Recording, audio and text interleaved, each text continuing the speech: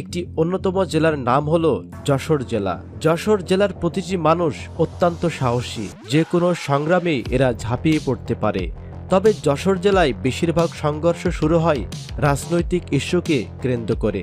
রাজনৈতিকভাবে এ জেলায় প্রচুর গ্রুপিং রয়েছে, যে কোনো সময় সংঘর্ষের সৃষ্টি হলে তা বড় আকারে ধারণ করে।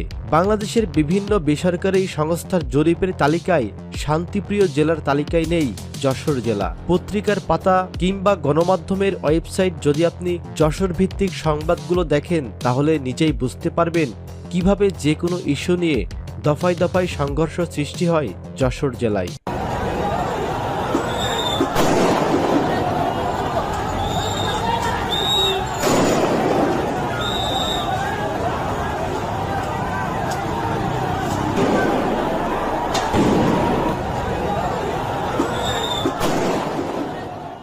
তাই যশোর জেলায় আপনি যদি কখনো ভ্রমণ করতে চান, তাহলে অবশ্যই সাবধানতার সহিত যশোর জেলা ভ্রমণ করবেন।